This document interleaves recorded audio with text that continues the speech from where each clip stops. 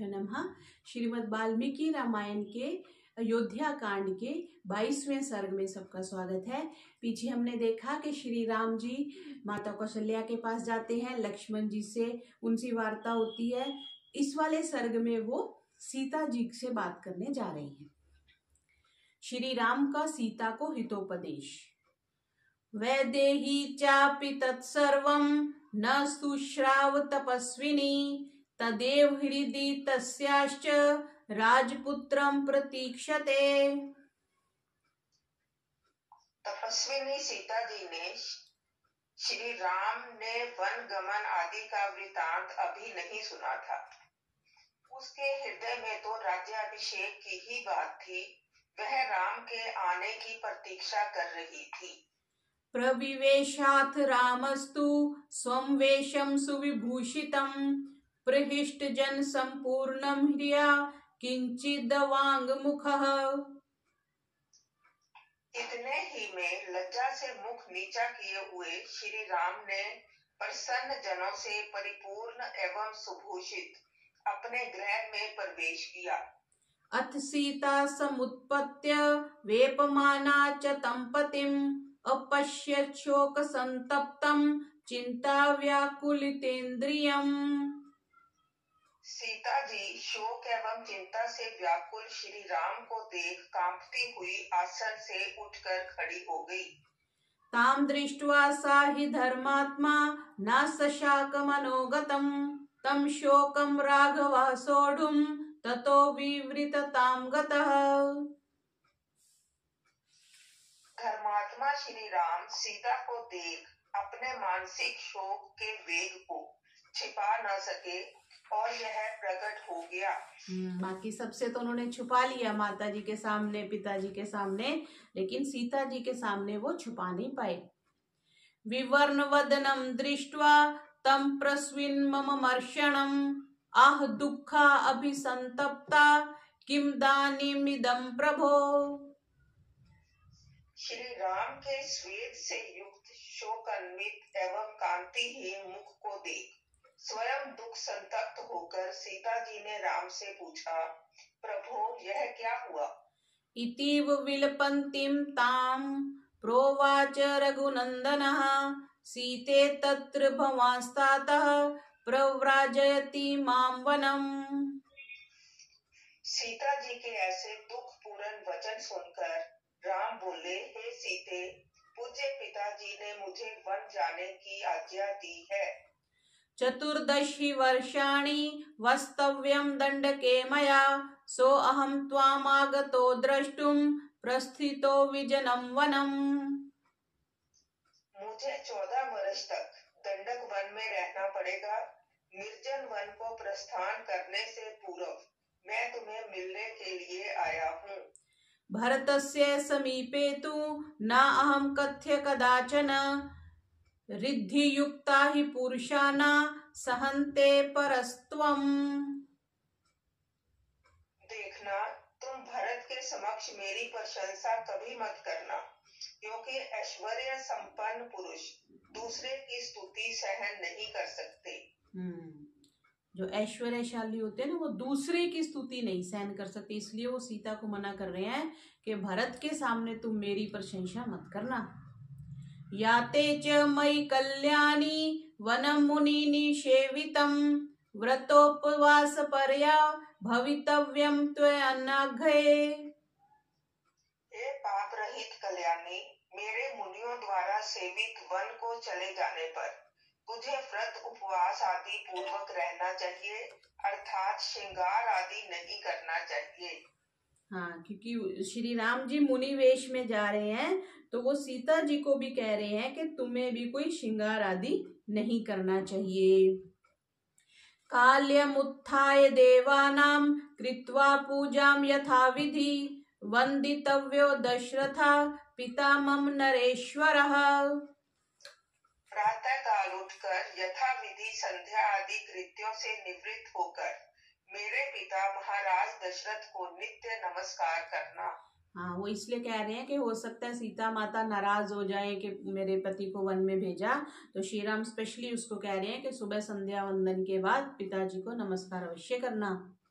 माता च मम कौसल्या वृद्धा संतापकर्षिता धर्ममेवाग्रतः कृत्वा त्वतः सम्मानमर्हति। मेरी माता कौसल्या एक तो वृद्धा है, दूसरे मेरे वनगमन से दुखी है, अतः उनका सम्मान करना तू अपना धर्म समझना। वन्दितव्याश्च ते नित्यं यः शेषा मम मातरः स्नेहप्रणय संभोगै समाहि मम मातरः। मेरी जो अन्य माताएं हैं उनकी भी तुम नित्य वंदना करना। मेरी वे माताएं भी स्नेह सौहार्द एवं लालन पालन के कारण माता कौसल्या के समान ही हैं। क्योंकि उसको पता तो चलेगा ही कि कैकेयी के वर से था, तो इसलिए उन्होंने स्पष्ट किया कि दोनों मतलब अन्य दोनों माताओं का भी ध्यान रखना। भ्रातृपुत्रो समौ चापि द्रष्टव्यो च विशेषतः त्वया भर्त शत्रुघ्नौ प्राणैः प्रियतरो मम। भाई भरत और शत्रुघ्न को जो मुझे प्राणों से भी प्रिय है, तुम अपने भाई और पुत्र की तरह देखना। विप्रियं न च कर्तव्यं भरतस्य कदाचन स राजा प्रभुश्चैव देशस्य च कुलस्य च। तुम कभी भरत के विरुद्ध आचरण मत करना, क्योंकि वे देश के राजा और कुल के स्वामी हैं। अराधिता हि शीलेन प्रयत्नैश्चोपवेसेविताः राजानां संप्रसीदन्ति कुप्यन्ति विप्रये। देखो, शील से अर्थात अकुटिल भाव से आराधना और प्रयत्न पूर्वक सेवा किए जाने पर राजा लोग प्रसन्न होते हैं और इसके विपरीत आचरण करने से कुपित हो जाते हैं। जैसे जो भी सीनियर है उसके अकॉर्डिंग तो हमें चलना ही पड़ता है ना। अब यहाँ पे जैसे व्रत उपवास की बात करी, उन्होंने सीता माँ को कहा कि मेरे जाने के बाद तुम व्रत उपवास पूर्वक मीन्स साधना में जीवन व्यतीत करना। तो उसमें यास्क स्मृति में एक श्लोक आता है, महर्षि याज्ञवल्क्य ने लिखा है, याज्ञवल्क्य स्मृति में आता है, क्रीडा शरीर संस्कारम समाजो उत्सव दर्शनम हास्य पर गृहे यानम त्यज तेज प्रोषित भर्तिका। जिसका पति परदेश गया हो उसे क्रीड़ा श्रृंगार नाटक आदि देखना, दूसरों के साथ हंसी मजाक करना और दूसरों के घर जाना छोड़ देना चाहिए। अहम गमिष्यामि महावनं प्रिये त्वया हि वस्तव्यमिहेव भामिनी यथा व्यलीकं पुरुषेण कश्चित् तथा त्वया कार्यमिदं वचो मम। हे प्राण प्रिय, मैं तो बन जाता हूँ। हे भामिनी, तुम्हें यहीं अयोध्या में रहना होगा। मेरी तुम्हारे लिए यही शिक्षा है कि तुम ऐसा आचरण करना जिससे तुमसे कोई बुरा ना माने। इति द्वाविंशः सर्गः। अब 23वें सर्ग को प्रारंभ कर रहे हैं। इसमें है कि सीता जी का वन गमन के लिए याचना करना। अब क्योंकि श्री राम जी जा रहे हैं तो सीता जी का भी आग्रह है कि मैं आपके साथ जाना चाहती हूँ। एवं उक्त्वा तु वैदेही प्रिया अर्हा प्रियवादिनी प्रन्यादेव संक्रुद्धा भर्तारमिदम अब्रवीत।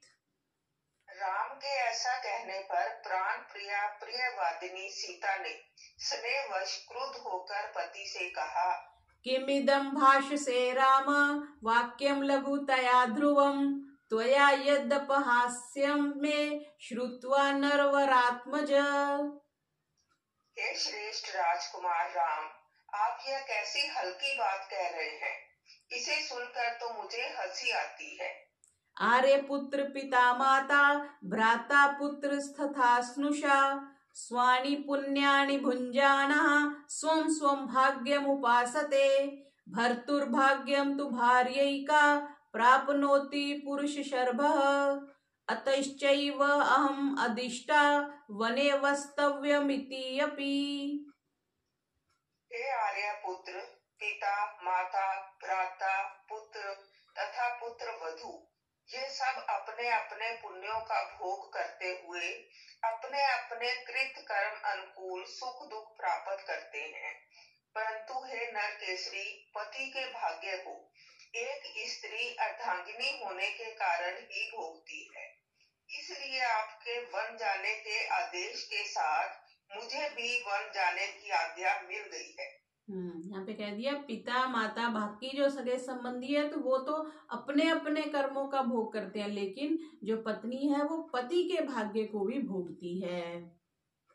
न पिता न आत्मजो न आत्मा न माता न सखी जनः इह प्रेत्य च नारीणाम पतिरेको गति सदा। स्त्रियों के साथ लोक परलोक में न पिता न पुत्र न भाई बंधु न माता और न सखी सहेलियां ही साथी होती हैं। स्त्रियों के लिए तो एक पति ही सर्वदा उनका सर्वस्व होता है। यदि त्वं प्रस्थितो दुर्ग वनमद्येव राघव अग्रतस्ते गमिष्यामि मृदनन्ति कुशकंटकान्। हे राम, यदि आप आज ही दुर्गम वन को प्रस्थान करेंगे तो मैं कुशकंटकों को रोदती हुई तुम्हारे आगे आगे चलूंगी। कुशकंटक मीन्स कांटों को रौंदती हुई, आपके रास्ते के कांटों को हटाते हुए मैं आगे आगे चलूंगी। शुश्रूमाना ते नित्यं नियता ब्रह्मचारिणी सहरंस्य त्वया वीर वनेषु मधुगंधिषु। हे वीर, नित्य आपकी सेवा करती हुई तथा नियम पूर्वक ब्रह्मचर्य का पालन करती हुई मैं मधु तथा सौरभ युक्त वनों में आपके साथ विहार करूंगी। एक तो उसने ये कन्फर्म कर दिया कि मैं आपकी सेवा करूंगी, दूसरा कि मैं ब्रह्मचर्य का पालन करूंगी, क्योंकि वन में भेज रहे हैं तो यहाँ से भी स्पष्ट होता है कि सीता माता ने भी ब्रह्मचर्य का व्रत लिया और मधु तथा सौरभ युक्त वनों में आपके साथ विहार करूंगी। फलमूलाशना नित्यं भविष्यामि न संशयः न ते दुःखं करिष्यामि निवसन्ति सह त्वया। मैं वन में उत्पन्न फल मूलों को खाकर ही अपना निर्वाह कर लूंगी। आपके साथ वन में रहते हुए मैं आपको किसी प्रकार का कष्ट नहीं दूंगी। इच्छामि सरिता शैलान् पल्वलानि वनानि च द्रष्टुम सर्वत्र निर्भीता त्वया नाथेन धीमता। मैं आप जैसे बुद्धिमान प्राणनाथ से रक्षित होकर झीलों, पर्वतों, तालाबों और वनों को सर्वत्र देखना चाहती हूँ। जैसे कि मतलब महिलाओं की रुचि होती है, तो उसने बोला कि मैं भी, लेकिन यहाँ पे वो कष्ट नहीं देख रही कि वन में अब तो फिर भी कितनी सुविधाएं हो गई, सड़कें हो गई। हम लोग एक बार ये पूना के आगे एक आश्रम में गए थे, उसके आगे काफी जंगल में जाके किसी ने बताया कि वहां पे सीता जी का संदूक है। तो वो हम लोग फिर देखने गए, तो वहां पे एक पत्थर का जैसे संदूक होता है, पत्थर संदूक की शेप की एक शिला थी और उस पे ताला लगा हुआ, वो भी जैसे पत्थर का ताला होता है। और ऐसे कहते हैं कि उसमें वो गहने, सीता जी के गहने थे उसमें, तो पर वो लॉक था। तो पर वही ना, एक तो उनको घूमने का था, दूसरा उनको था कि मुझे पति के साथ रहना है। हंस कारंड वाकीर्णः पद्मिनी साधु पुष्पितः इच्छेयं सुखिनी द्रष्टुम त्वया वीरेण संगता। मैं चाहती हूँ कि तुम्हारे जैसे वीर पति के साथ मैं हंस और सारस पक्षियों से सेवित तथा सुंदर खिली हुई कमलिनियों से युक्त सरोवरों को सुखपूर्वक देखूं। क्योंकि वो बचपन से ही राजमहल में रही, तो उनको लगा कि मेरे पास एक अच्छी ऑप्शन आ रही है। अभिषेकम करिष्यामि तासु नित्यम यत्व्रता सह त्वया विशालाक्ष रंसये परम नंदिनी। हे विशालाक्ष, मैं यम नियमों आदि व्रतों का पालन करती हुई उनमें स्नान करूंगी और अनंत पूर्वक जल क्रीड़ा भी करूंगी। एवं वर्ष सहस्राणां शतं वा अहं त्वया सह व्यतिक्रमं न वेत्स्यामि स्वर्गोऽपि न हि मे मतः। इस प्रकार आपके साथ चाहे सैकड़ों सहस्त्रों वर्ष बीत जाए तो भी मुझे न जान पड़ेंगे। आपके साथ रहने के सुख के समक्ष मैं स्वर्ग सुख को भी कुछ नहीं समझती। स्वर्गेऽपि च विना वासो भविता यदि राघव त्वया मम नरव्याघ्र न अहम तमपि रोचये। हे नर के श्री राम, आपके बिना यदि मुझे स्वर्ग में भी रहना पड़े तो मुझे पसंद नहीं है। अहम गमिष्यामि वनं सुदुर्गमं मृगायुतं वानरयुतं वने निवत्स्यामि तथा पितृगृहे तवैव पादाव उपगृहे संयता। मैं आपके साथ उस दुर्गम वन में चलूंगी जो वानर, हाथी और अन्य वन पशुओं से भरे हुए हैं। संयम पूर्वक आपके चरणों की सेवा करती हुई मैं वहां उसी प्रकार सुख पूर्वक वास करूंगी जिस प्रकार अपने पिता के घर में रहती थी। तो उसने ये कह दिया कि ऐसा नहीं कि वन में जा करके, यूजली ऐसे होता है ना कि पत्नी को पति लोग घर छोड़ देते हैं कि रास्ते में समस्या आएगी या वहां पता नहीं क्या व्यवस्था होगी, तो इसलिए वो एश्योर कर रही है कि जैसे भी स्थिति होगी मैं आपके साथ रहूंगी। आगे 24वां सर्ग। श्री राम द्वारा वन के कष्टों का वर्णन। अब जैसे किसी को लेके जाना है तो श्री राम तो बताएंगे ना कि वहां पे ऐसे ऐसे वन होंगे, हाथी होंगे, तुम्हारे लिए अच्छा नहीं रहेगा, तो ऐसे सीता को समझाते हैं। स एवं ब्रुवतीं सीतां धर्मज्ञां धर्मवत्सलः न नेतुं कुरुते बुद्धिं वने दुःखानि चिन्तयन्। धर्म वत्सल श्री राम वन के कष्टों का स्मरण कर धर्मज्ञा सीता के बहुत कहने पर भी उसे अपने साथ वन ले जाने को उद्यत नहीं हुए। शान्तवित्वा पुनस्तां तु बाष्पपर्याकुलेक्षणां निवर्तनार्थे धर्मात्मा वाक्यमेतद् उवाचः। आंखों में आंसू भरी हुई सीता जी को सांत्वना देते हुए धर्मात्मा श्री राम ने उसे वन गमन से रोकने के लिए कहा। सीते महाकुलीनासी धर्मे च निरता सदा इहाचरस्व धर्मं त्वं यथा मे मनसः सुखम्। हे सीते, तुम उच्च कुल में उत्पन्न और सदा धर्म पालन में लगी रहती हो, अतः तुम यहीं रहकर धर्म का आचरण करो जिससे मेरे मन को शांति प्राप्त हो। सीते तथा त्वां वक्ष्यामि तथा कार्यं त्वया बले वने दोषा हि बहवो वसतस्तानि बोध मे। हे अबले सीते, जो मैं कहता हूँ तुम वैसा ही करो। वनवास में अनेक कष्ट होते हैं, मैं उन्हें बतलाता हूँ, तुम ध्यान से सुनो। गिरि निर्झर संभूता गिरि कंदर वासिनां सिंहानां निनाद दुःखः श्रोतुं दुःखमतो वनम्। पहाड़ों की गुफाओं में रहने वाले सिंहों की दहाड़ तथा पर्वतीय झरनों के गिरने से होने वाले भयंकर शब्द सुनने में बड़े दुखप्रद होते हैं। इसी कारण वन बहुत दुखदायी होता है।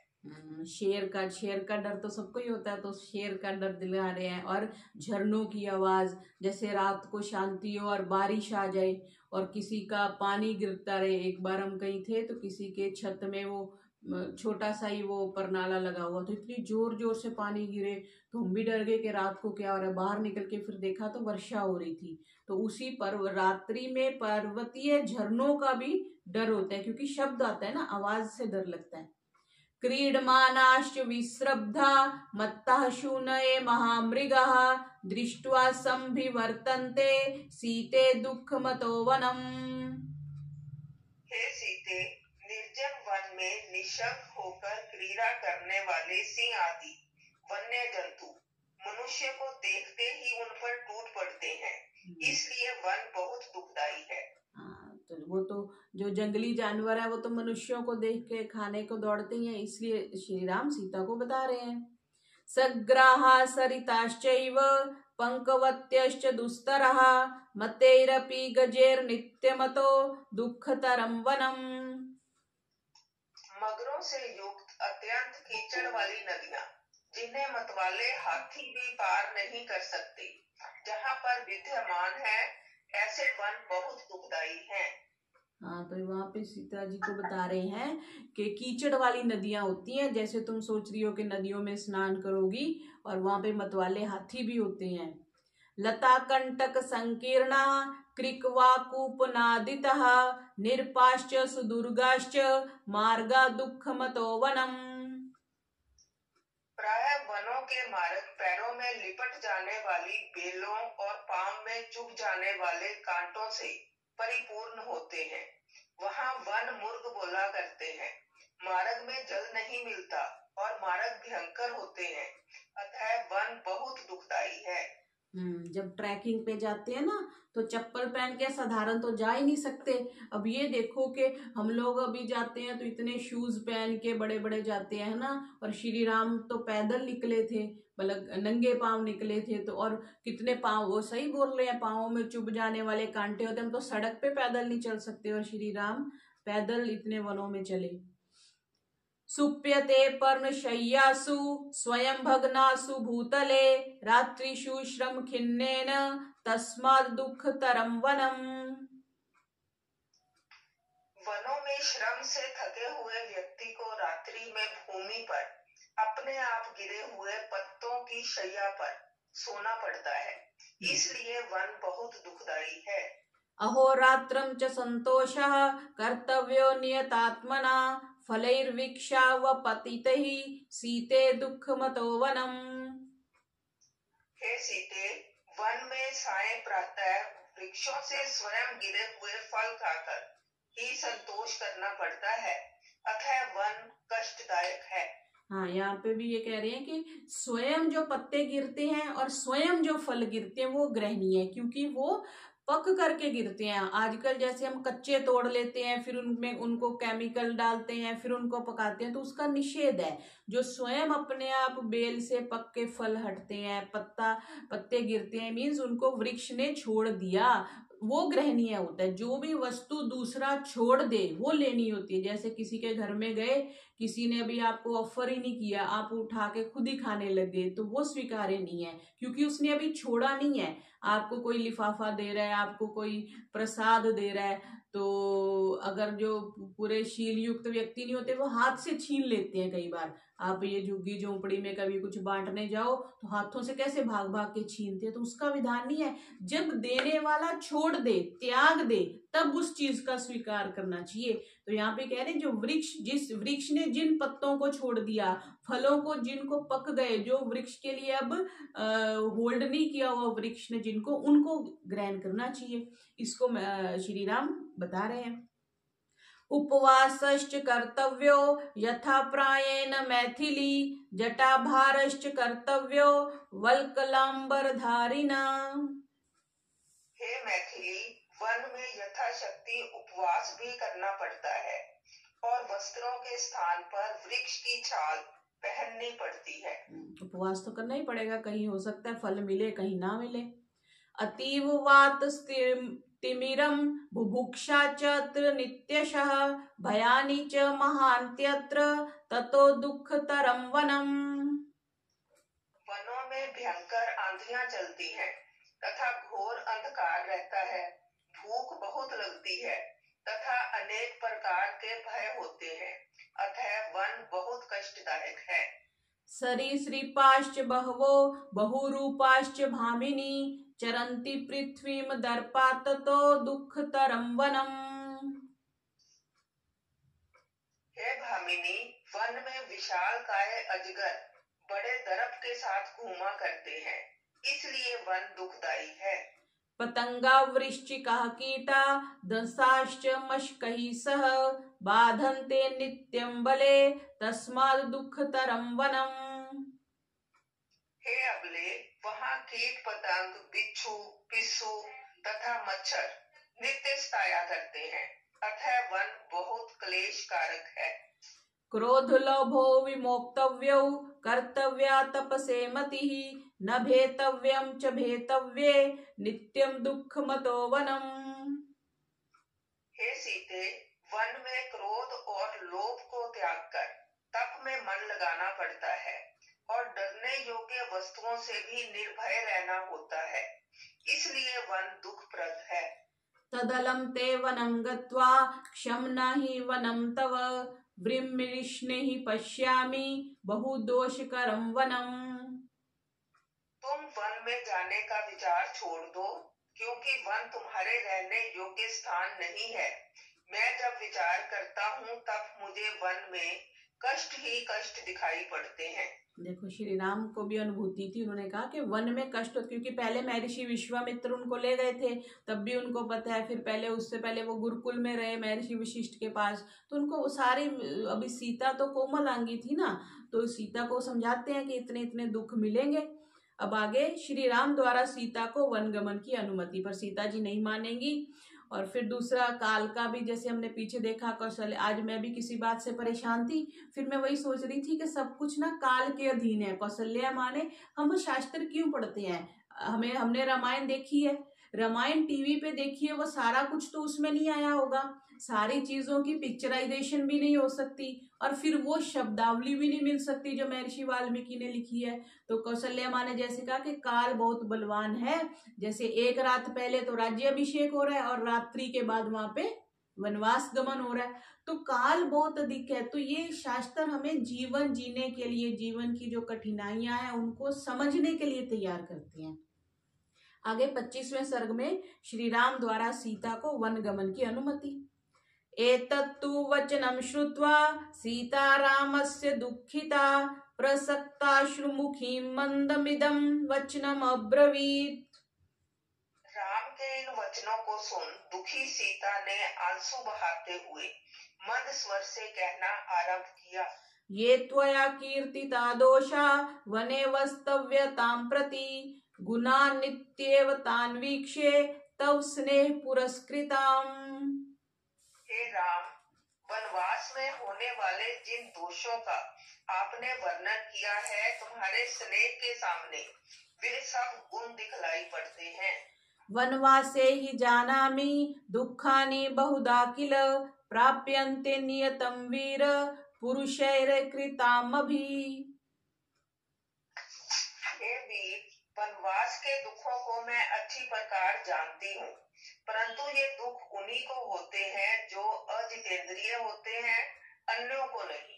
अजितेंद्रिय जो सहन नहीं कर सकता, जो कांटों को नहीं सहन कर सकता, गर्मी सर्दी नहीं सहन कर सकता, उनके लिए ये दुख होते हैं। प्रसादितश्च वै पूर्वं त्वं वै बहुविधं प्रभो गमनं वनवासस्य कांक्षितं हि सह त्वया। हे प्रभु, मैंने पहले भी कई बार वन क्रीड़ा के लिए प्रार्थना की थी, अब वह अवसर स्वयं आ गया, अतः आप मुझे अपने साथ वन में ले चलें।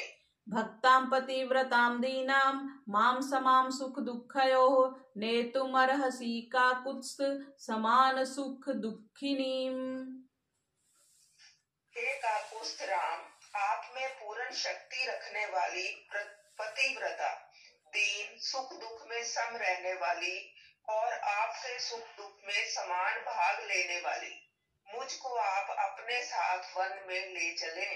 यदि मां दुःखितामेवं वनं नेतुं न चेच्छसि विषमग्निं जलं वाहम् अस्थासये मृत्यु कारणात्। यदि मुझ दुखिया को तुम अपने साथ नहीं ले जाओगे तो मैं विष खाकर, अग्नि में जलकर अथवा पानी में डूबकर अपने प्राण दे दूंगी। एवं बहुविधं तमसा याचते गमनं प्रति नानुमेने महाबाहु काकुत्स्थो बहिसान्त्वयत्। इस प्रकार श्री राम के साथ वन में जाने के लिए सीता ने अनेक प्रकार से प्रार्थना की, परंतु राम ने उन्हें वन जाने की अनुमति नहीं दी और वन न जाने के लिए अनेक प्रकार से समझाया। शान्तव्यमाना तु रामेण मैथिली जनकात्मजा प्रणयाच अभिमानाच परिचिक्षेप राघवम्। श्री राम के द्वारा समझाए जाने पर सीता प्रणय और रोष से राम का उपहास करते हुए बोली, किं त्वामन्यत् वैदेह पिता मे मिथिलाधिपः रामं जामातरं प्राप्य स्त्रियं पुरुष विग्रहम्। हे राम, यदि मेरे पिता मिथिलेश यह जानते कि तुम आकार मात्र के पुरुष हो, व्यवहार में स्त्री हो, तो वे कभी मेरा विवाह तुम्हारे साथ कर तुम्हें अपना दामाद ना बनाते। क्योंकि वो डर रहे हैं ना, तो वो ये कहना चाह रही है कि आप मेरी रक्षा नहीं कर पाओगे अगर आप मेरे को लेके जा रहे हो तो। अनृतम बत लोको यम्यज्ञानाद्धि वक्ष्यति तेजो नास्ति परम रामे तपतीव दिवाकरे।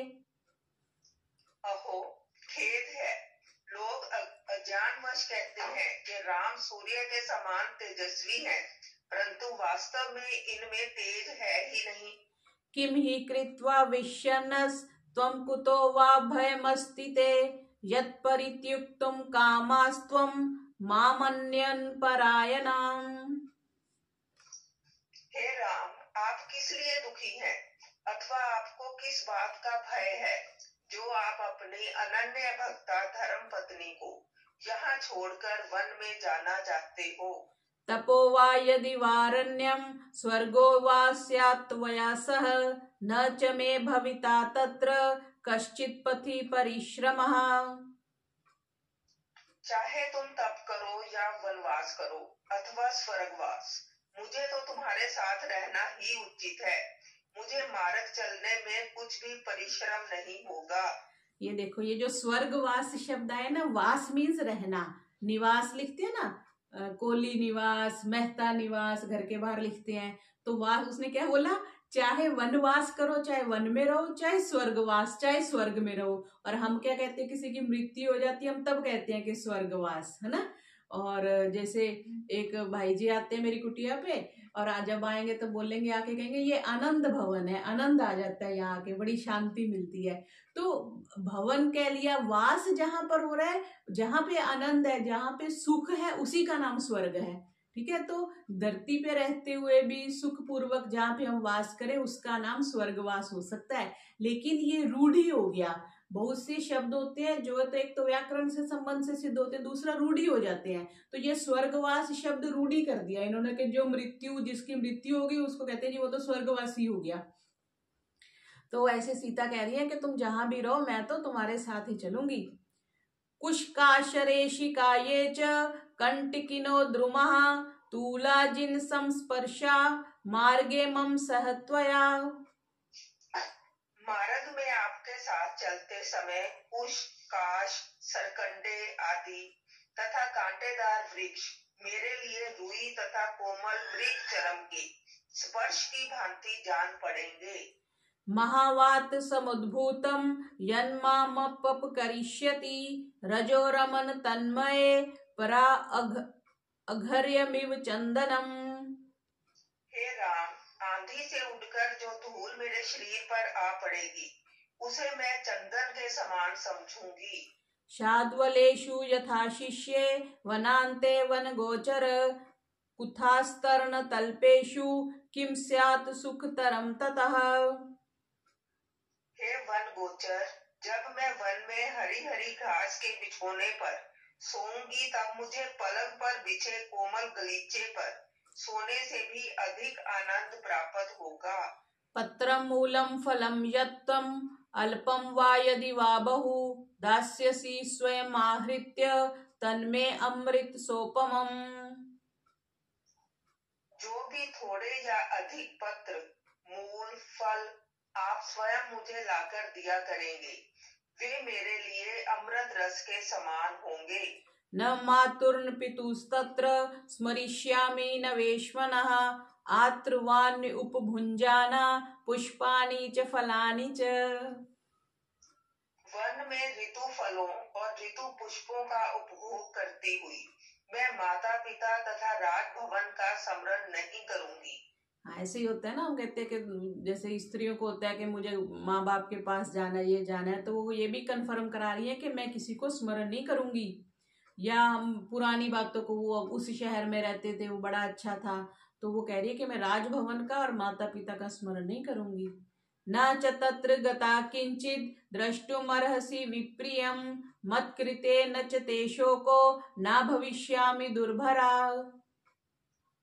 मेरे कारण वन में ना तो आपको कोई कलेश होगा ना कोई शोक होगा, और मैं आपके लिए भारभूत भी नहीं बनूंगी। यस्त्वया सह स स्वर्गो निरयो यस्त्वया विना इति जान परां प्रीतिम गच्छ राम मया सह। आपके साथ रहने में मुझे सर्वत्र स्वर्ग के समान सुख है और आपके बिना सर्वत्र नर्क है। यही सब कुछ सोचकर आप प्रसन्नता पूर्वक मुझे अपने साथ वन में ले चलें। अथ मामेवमव्यग्रां वनं नैव नयिष्यसि विषमद्येव पास्यामि मा विषम द्विषतां वशम्।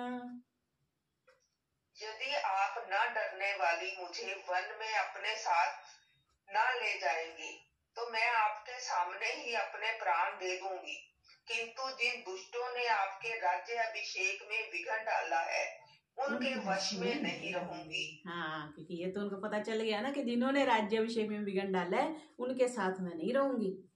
पश्चादपि हि दुःखेन मम नैवास्ति जीवितम् उज्झिझातायास्त्वया नाथ तदैव मरणं वरम्।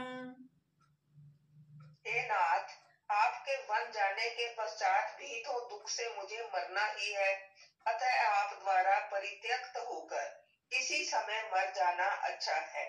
इमं हि सहितुं शोकं मुहूर्तमपि नोत्सहे किं पुनर्दर्श वर्षाणि त्रीणि चैकं च दुःखिता। मैं आपके वियोग के शोक को एक क्षण भी नहीं सह सकती, तब 14 वर्षों के वियोग को कैसे सह सकती हूँ। इति सा शोक संतप्ता विलप्य करुणं बहु चुक्रोश पति मायस्ता भ्रीष्मालिंग्य सस्वरम। इस प्रकार शोक से संतप्त शिथिल अंगों वाली सीता करुण विलाप कर पति का गाढ़ आलिंगन कर उच्च स्वर से रोने लगी। ताम परिष्वज्य बाहुभ्यां विसंज्ञामिव दुःखिताम् उवाच वचनं रामः परिविश्वासयंस्तदा। तब श्री राम ने मूर्छित प्राय और शोक विकल सीता का अपनी भुजाओं से आलिंगन करके उसे विश्वास दिलाते हुए कहा, ना देवी तव दुःखेन स्वर्गमप्यभिरोचये न हि मे अस्ति भयं किंचित् स्वयं अभोरिव सर्वतः। हे देवी, तुम्हारे दुख को देखकर मुझे स्वर्ग भी अच्छा नहीं लगा। तुम्हारा यह कहना है कि मैं भय के कारण तुम्हें वन में नहीं ले जाना चाहता उचित नहीं, क्योंकि ब्रह्मा के समान मुझे कहीं भी किसी प्रकार का भय नहीं है। देखो श्री राम कह रहे हैं मुझे कहीं भी किसी भी प्रकार का भय नहीं है। तव सर्वम अभिप्रायम विज्ञाय शुभानने वासम न रोचयेरन्ये शक्तिमानपि रक्षणे।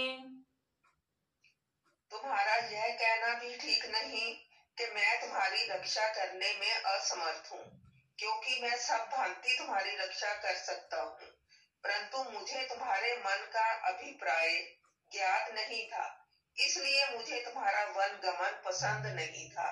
यत् सृष्टासि मया सार्धं वनवासाय मैथिली न विहातुं मया शक्या कीर्तिरात्मवता यथा।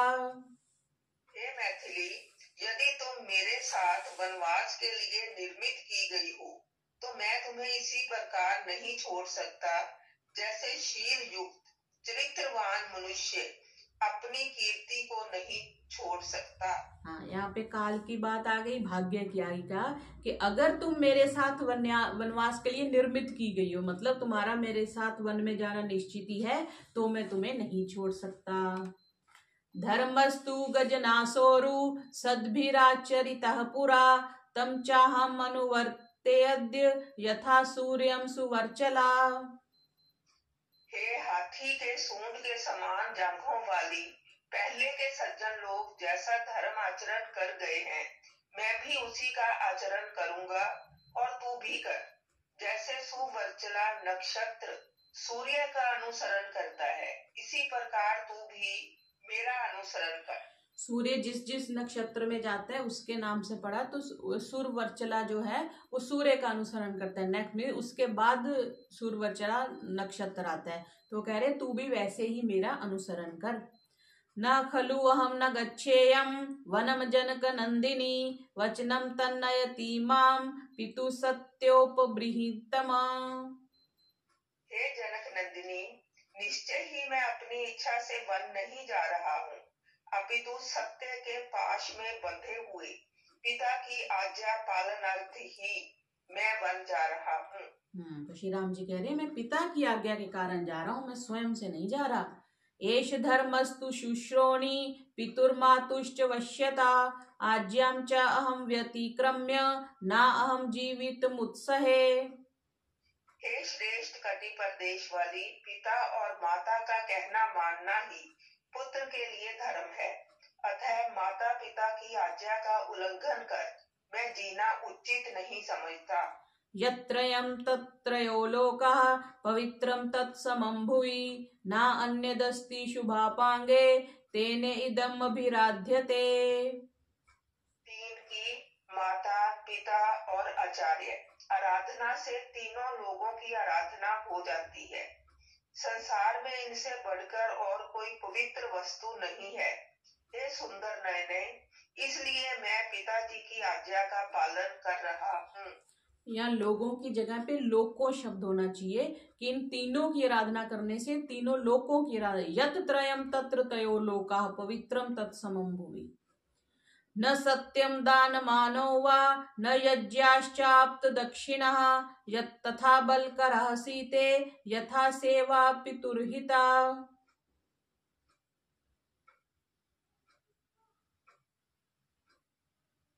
ओम ओम